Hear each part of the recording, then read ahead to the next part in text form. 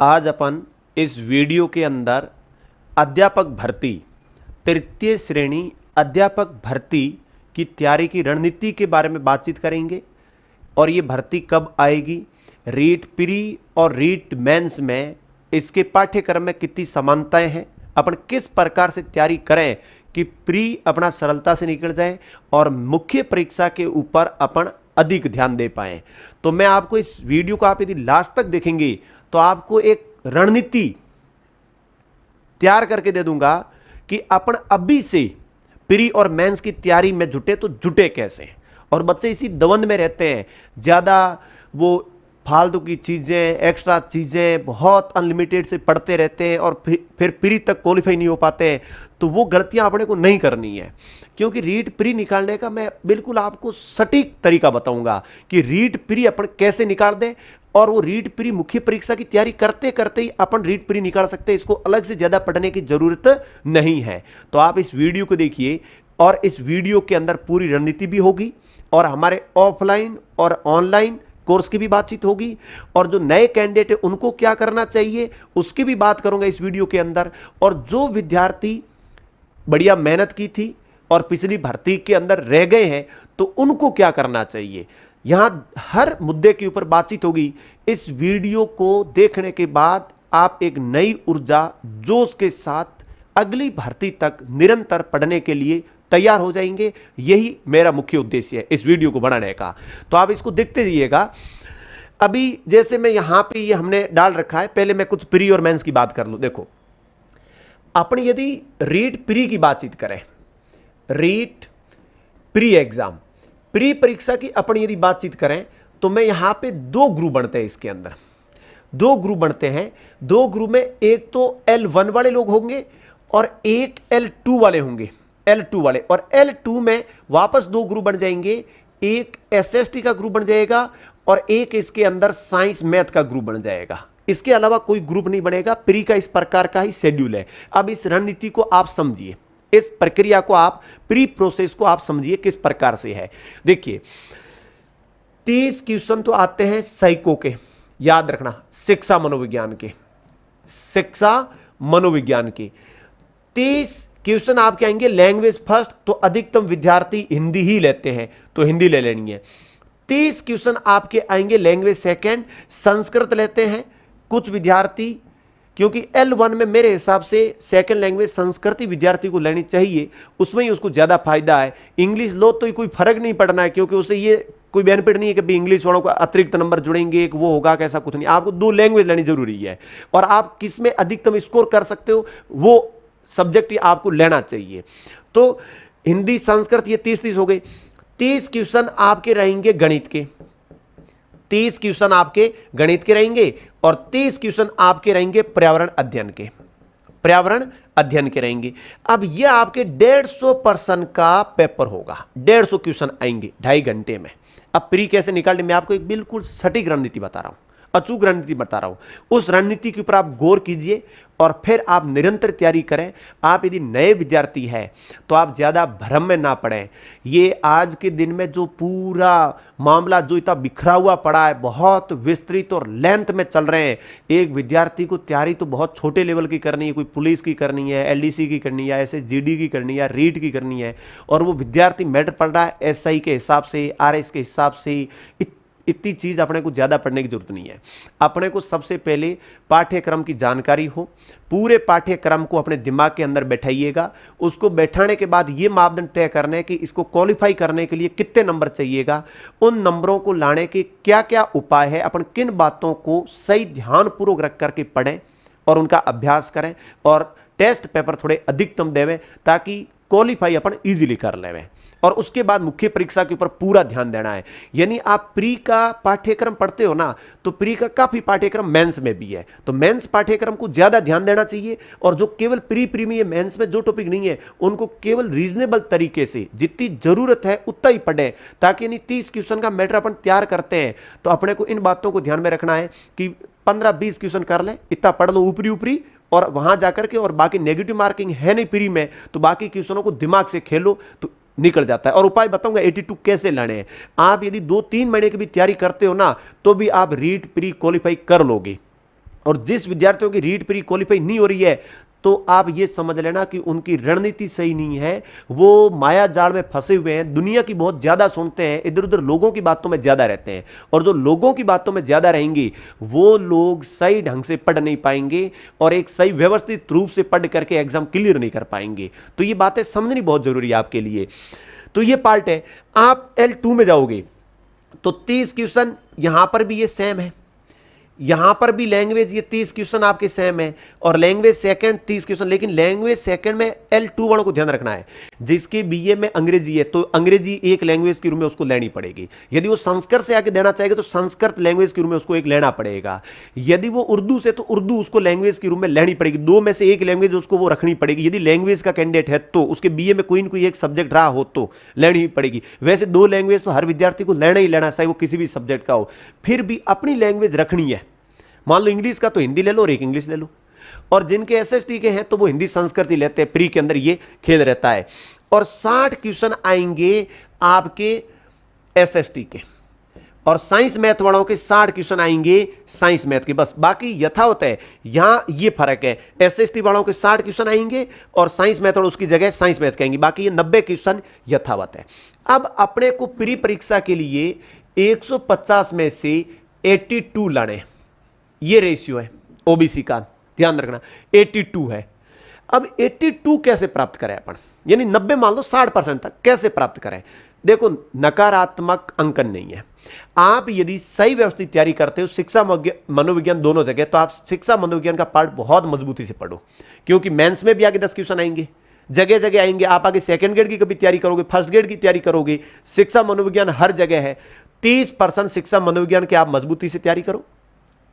उसके बाद में 30 क्वेश्चन हिंदी वाले हैं, इनको आप अच्छे से तैयार करो, और 60 क्वेश्चन एसएसटी की है, इसको बढ़िया ढंग से तैयार करो। संस्कृत को ज्यादा तैयार करने की जरूरत नहीं है। जब प्री एग्जाम की डेट आ जाए उससे 1.5 महीने पहले केवल महीने भर मेन टॉपिकों को ऊपर ऊपर आप पढ़ लेना, और उनके क्वेश्चन कैसे आते हैं उनको देख लेना। क्योंकि शिक्षण विद्या हिंदी और संस्कृत की मिलती जुलती 15-15 क्वेश्चन तो शिक्षण विधियों के हैं, और 15-15 क्वेश्चन इनके ग्रामर के आते हैं। तो ग्रामर पर ज्यादा ध्यान नहीं देना है। जो 8-10 बड़े टॉपिक है उनको व्यवहारिक रूप से समझ लो कि उनमें से अपन आधे क्वेश्चन कैसे करते हैं। तो 30 क्वेश्चन संस्कृत की भी है। अब आप कितने भी कमजोर है, इतना पढ़ने के बाद एक बार आपने व्यवस्थित रूप से कोर्स पढ़ा है, उसका 2-3 बार रिवीजन किया है, और 8-10 आपने टेस्ट पेपर दे दिए, और फिर आप एग्जाम देने जाओगे, मैं कहता हूं आपका क्वालिफाई हो जाएगा। आप यदि 30 पढ़ने के बाद सही को में आप 20 क्वेश्चन कर सकते हैं। 20 क्वेश्चन आप यदि हिंदी में कर सकते हैं, संस्कृत में आप मान लो कमजोर है 15 ही कर सकते हैं, सब्जेक्ट में 30 में से मान लो आप 30 ही कर सकते हैं, आधे ही कर सकते हैं। मैंने बहुत लो स्कोर लिया है। आप यदि इतने इतने क्वेश्चन करने की काबिलियत पैदा कर लेते हैं, पूरे पाठ्यक्रम को समझने के बाद में, उस पाठ्यक्रम को जो पढ़ाया गया उसको बार बार रिवीजन करने के बाद में आप यदि इतने क्वेश्चन करने लायक बन गए, तो आप ये 20 और 20 कितने हो गए 40, 40 और 30 कितने हो गए 70, 70 और 15 कितने हो गए 85। लो, ये केवल आते आते क्वेश्चनों की मैंने बात की है। अब 85 क्वेश्चन आपने कर लिए। अब 150 में से कितने क्वेश्चन आपको नहीं आ रहे हैं? आपको क्वेश्चन नहीं आ रहे 75 नहीं आ रहे। तो आप 75 में भी क्या करोगे? ऋणात्मक अंकन तो है नहीं, आप वहां पर उस चीज को छोड़ोगे नहीं, तो क्या करोगे? 75 में आप आइडिया लगाओगे कि इसका ए हो सकता है, या इसका सी हो सकता है, या इसका बी डी में से कुछ हो सकता है। तो आप इस प्रकार से भी करोगे। 75 में से कम 15 क्वेश्चन तो आपके पक्ष में बैठेंगे, मिनिमम मान रहा हूं मैं, तो भी विद्यार्थी 100 क्वेश्चन कर सकता है। एक व्यवस्थित रणनीति अपनाएं और लिमिटेड पढ़ें, पाठ्यक्रम को समझें और पाठ्यक्रम के मूल बिंदुओं को समझ करके पढ़ें। जैसे बुद्धि टॉपिक पढ़ना है शिक्षा मनु, तो बुद्धि क्या है, बुद्धि की मेन परिभाषा, कोई मोटे मोटे 2-3 व्यक्तियों की उसकी परिभाषाएं पढ़े, बुद्धि के प्रकार किसने दिए और उसके मूल नाम क्या क्या, वो प्रकार पढ़ो। उसमें क्या है वो माइंड के अंदर रखो। उसके सिद्धांत कोई है तो थोड़े बहुत सिद्धांत पढ़ो, तो अपना आप क्लियर हो जाएगा। बुद्धि की विशेषताएं क्या क्या होती है ये पढ़ो। बुद्धि मापन के कौन कौन से परीक्षण टेस्ट है, तो उसके नाम और किसने दिए, तो वो समझ लो बात खत्म हो गई। अब वो टॉपिक पढ़ना है आपको 10 घंटे। 10 घंटे में आपको बुद्धि से संबंधित कौन कौन से पॉइंट है, कहां कहां से क्वेश्चन बनते हैं, उसके ऊपर आप ज्यादा ध्यान दोगे, तो मैं कहता हूं एग्जाम में यदि बुद्धि से संबंधित 4 क्वेश्चन भी आए ना, तो आप 2 से 3 क्वेश्चन कर लेंगे। और आप 10 घंटे की बजाय उस चीज को बढ़ा चढ़ा करके 40 से 50 घंटे की कर रहे हो, अथाह सागर चीजें उसमें ग्रहण कर रहे हो, और मूल बिंदु भी आप उसमें से भूल रहे हो, तो फिर आप क्वालिफाई भी नहीं हो सकते हो। आपको ये प्री क्वालिफाई करना भी मुश्किल हो जाएगा। इसलिए अनलिमिटेड बिगर फालतू की चीजें पढ़ना छोड़ करके मेन इन बिंदुओं पे ध्यान दो कि अपन इस प्रकार से पढ़ें, ना तो ज्यादा फालतू की परिभाषाएं याद करें, ना फालतू के ज्यादा तथ्य याद करें, ना ज्यादा किसी की पुस्तक के नाम याद करने के चक्कर में अपन पड़े रहें। इस प्रकार की चीजों से कोई मतलब नहीं है। आप मूल बिंदु को, सब्जेक्ट को व्यवहारिक रूप से समझने का प्रयास करें, उसको दिमाग में बैठाएं, परीक्षा की रणनीति को अपने माइंड में बैठाएं, तो आप इजीली पहले प्रयास में आप प्री तो क्लियर हो ही जाएगी और मुख्य परीक्षा भी आप निकाल दोगे। आपके अंदर यदि पढ़ने की गुणवत्ता बढ़िया रहेगी तो ये देख लो, मिनिमम मापदंड बता करके मैंने बता दिया कि रीट प्री आप कैसे निकाल सकते हैं, इजीली निकाल सकते हैं। तो रीट प्री की तैयारी के ऊपर ज्यादा ध्यान मत देना, आप मुख्य परीक्षा को इतना ज्यादा वेटेज दो कि प्री में जब एग्जाम आए तब 2 महीने जो एक्स्ट्रा चीजें जो है, क्योंकि 50 से 60% प्री और मेंस का सिलेबस यथावत है, इतनी चीजें आपको मिल जाएगी। जब 50-60% चीजें आपको मिल रही है तो 10-20% चीजें एक्स्ट्रा और तैयार कर लो। 10-15% छूट जाए तो कोई फर्क नहीं पड़ेगा, क्वालिफाई हो जाओगे आप। 10-20 क्वेश्चन नहीं भी आ रहे तो क्या फर्क पड़ेगा। 150 में से आप 120 क्वेश्चन बढ़िया तैयार कर लेते हो, उनमें से 80 क्वेश्चन आप आते हैं, और बाकी में आप यदि आईडीएस से भी करते हैं तो भी 90-100 के आसपास तो आप पहुंच ही जाओगे। कमजोर विद्यार्थी की बात कर रहा हूं, बाकी इंटेलिजेंट विद्यार्थी तो 120-125 तक पहुंच जाएगा। प्री के अंदर इतना हल्का सिलेबस है, कोई ज्यादा टफ सिलेबस नहीं है, यह ध्यान देना है। अब यहां पर हमारा क्या रहेगा देखिएगा, हमें ये प्री और मेंस के बारे में जो सिलेबस दे रखा है प्री का, वो इस प्रकार से रहता है।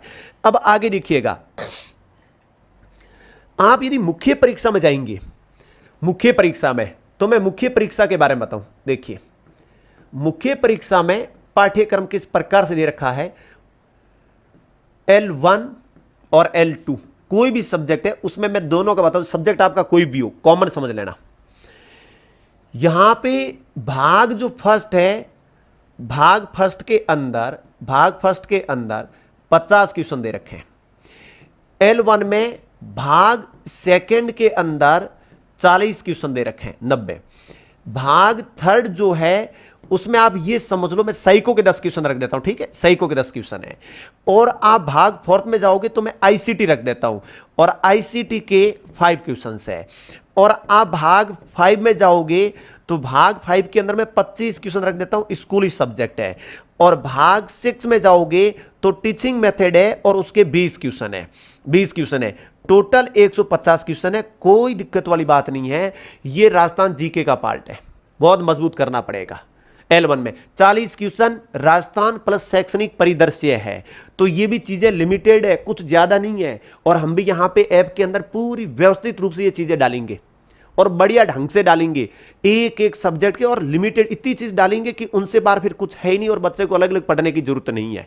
और लिखित नोट्स भी डालेंगे, हस्तलिखित साथ में, ताकि बच्चा प्रिंट करके उनको निकाल करके साथ साथ में पढ़ सकता है। लिखने की जरूरत नहीं, वो वीडियो देखते जाए और नोट्स उसको मिल जाएंगे लिखित, और उनके आधार पर वो तैयारी कर सकता है, अपने पूरे टाइम को सेव रख सकता है।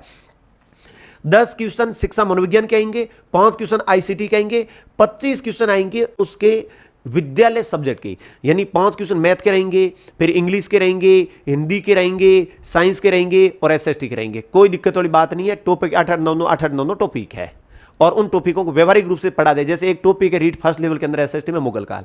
अब बेटा मुगल काल यदि आप फर्स्ट ग्रेड के हिसाब से पढ़ोगे तो 20 से 30 पन्नों का मैटर है। आपको 10th लेवल तक से पूछा जाएगा अधिकतम, उससे ज्यादा तो बार पूछा नहीं जाएगा। तो आप मुगलों के मेन शासकों के बारे में, उनकी थोड़ी बहुत स्थापत्य और चित्रकला के मेन में नाम याद रखने, 2-3 पन्नों का काम है, तो आप पार पड़ जाओगी। और आप यदि टॉपिक आपको 10वीं स्तर तक का पूछ रहा है और आप उसको पीजी लेवल का बना रहे हो तो ये मूर्खता है। ये तैयारी करने के गलत तरीके जो मार्केट में आज के दिन में चल रहे हैं। और टीचर मुगल काल 3-4 घंटे में सही ढंग से करवा देना चाहिए बच्चों को, पर वो लोग नहीं करवाते हैं। वो उसको 20 से 30 घंटे पढ़ा के फिर कहेंगे अब बाहर कुछ जाएगा ही नहीं। अब बाहर तो कुछ नहीं जाएगा।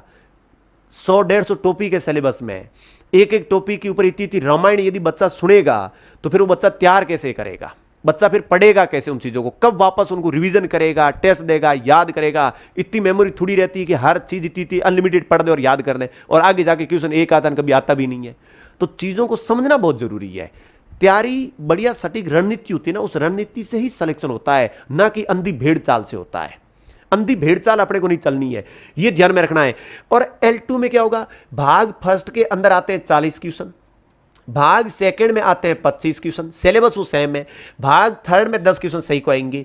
आईसीटी यहां पर भी 5 क्वेश्चन आएंगे, ध्यान रखना। सब्जेक्ट के आएंगे 60 क्वेश्चन, ये सब्जेक्ट के रहेंगे, ध्यान रखना। और 10 क्वेश्चन आएंगे टीचिंग मेथड की, ध्यान रखना, ये आएंगी। और ये क्वेश्चन भी कितने हो जाएंगे, 150। अब 60 क्वेश्चन सब्जेक्ट के कैसे होंगे, देखो बाकी सब यथा होता है। हिंदी वालों के केवल हिंदी के आएंगे 60, एसएसटी के उनके केवल एसएसटी के 60 आएंगे, साइंस मैथ के उनके केवल साइंस मैथ के आएंगे, उर्दू के तो केवल उर्दू के 60 क्वेश्चन आएंगे, संस्कृत के तो केवल संस्कृत के आएंगे, और शिक्षण विद्या उसी सब्जेक्ट की आएगी जो आपका विद्यालय सब्जेक्ट है।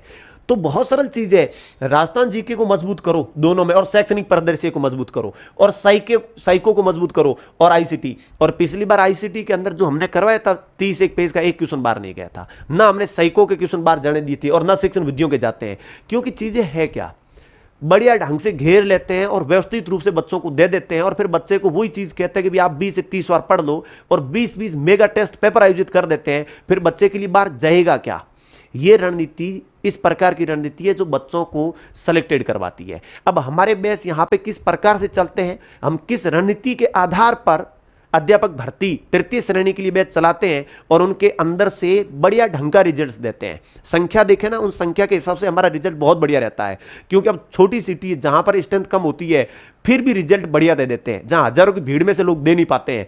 तो यहां हमारे जो बैच रहेंगे उसकी रणनीति क्या है, उसको आप समझिएगा। ये प्री और मुख्य परीक्षा की रणनीति थी, और इनके सिलेबस के ऊपर मैं एक वीडियो और लेके आऊंगा जिसमें डिटेल से आपको पूरा सिलेबस का बिंदुवार उल्लेख करके बताऊंगा, और पिछली भर्तियों में क्वेश्चन कहां कहां से आए हैं, क्योंकि एक बार ही पेपर हुआ अभी तक, तो उसके बारे में अपन बातचीत करेंगे। देखिएगा, अध्यापक भर्ती लेवल प्रथम और द्वितीय का हम कॉमन बैच चलाते हैं, जिनमें पात्रता और मुख्य परीक्षा दोनों की तैयारी करवा रहे हैं।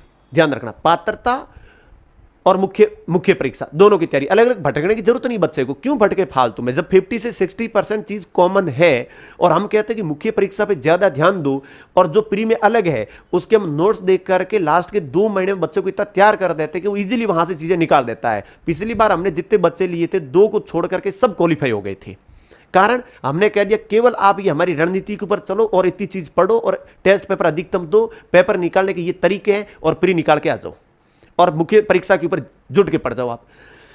बेस का टाइम रहता है 2:30 से 6:30, रोजाना 4 घंटे कक्षाएं लगती है, ध्यान रखना, और हर संडे को छुट्टी रहती है। और दूसरी चीज रहती है, हमारा टॉपिक वाइज टेस्ट होते रहते हैं। टॉपिक, जैसे ही एक टॉपिक हुआ उसका टेस्ट होगा, जैसे ही टॉपिक होगा उसका टेस्ट होगा, और 6 महीने तक निरंतर बैच चलता है। क्योंकि जब नए नए बच्चे हैं ना, उनको हम लेते हैं ऑफलाइन बैच के अंदर, उनको कहते हैं भाई आप जो अभी BSTC first year second year कर रहा है, या बीएड के अंदर फर्स्ट ईयर सेकंड ईयर में कोई बच्चा चल रहा है, तो उस जो नया है अभी तक उसने प्री मेंस दिया नहीं है, उसको तो हम सीधा कहते हैं कि ऑफलाइन बैच ज्वाइन करो, और रणनीति के हिसाब से पहले पूरे पाठ्यक्रम को कवर करो, और अपने हाथ से नोट्स पढ़ाओ, और टीचरों से समझो आप।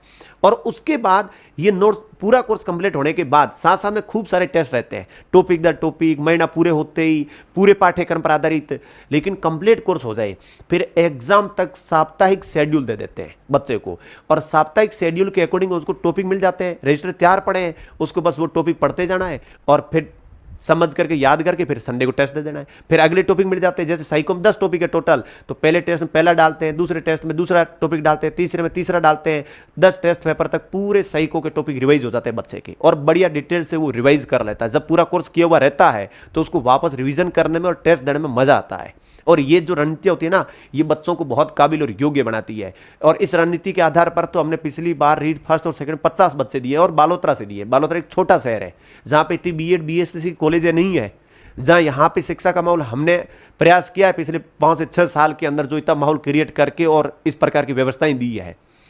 तो ये चीज़ें अपना भी कारवा बढ़ता जाएगा, पर विशेष प्रकार की इन रणनीतियों को फॉलो करें और सिस्टमेटिक तरीके से पढ़ें आप।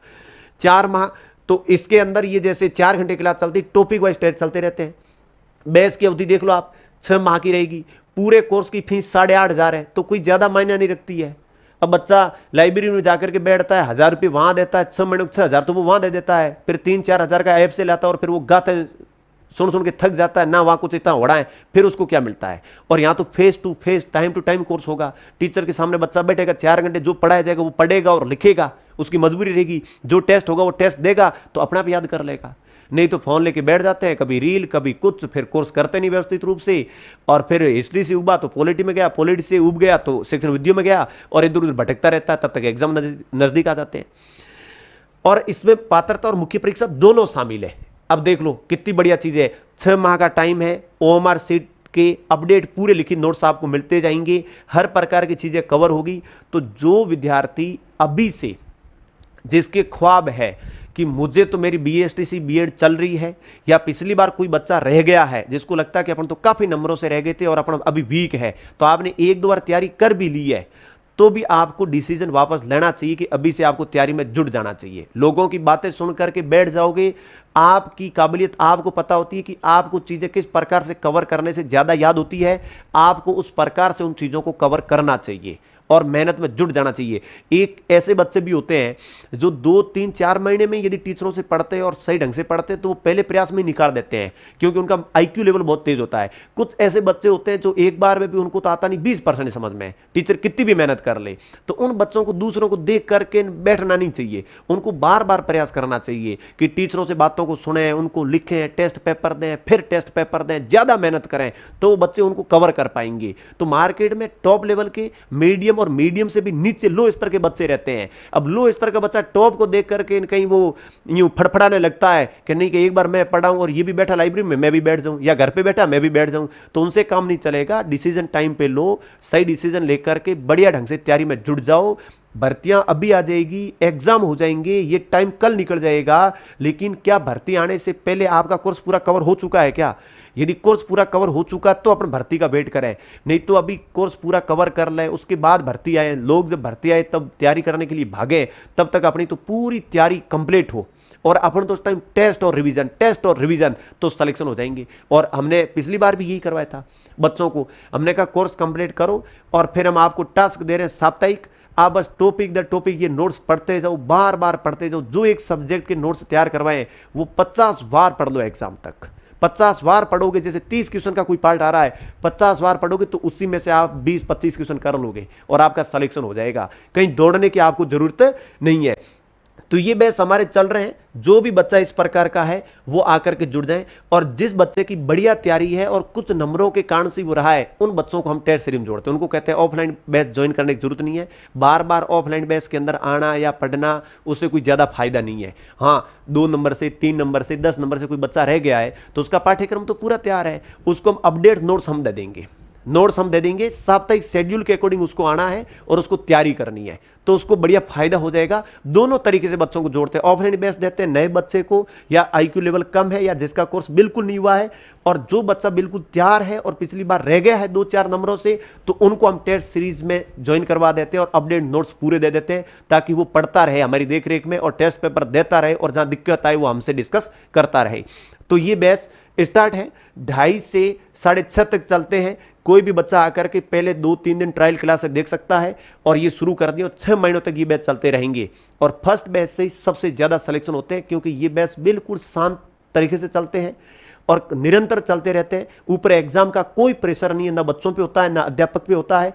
तो हमारा टारगेट रहता है कि बढ़िया ढंग से मेहनत करा के इनको कंटेंट दिया जाए। अब एग्जाम टाइम में हम भी हमारा प्रयास पूरा करते हैं, टॉपिक हम पूरा करवा देते हैं, फिर बच्चे के पास टाइम नहीं रहता रिवीजन करने का, वो केवल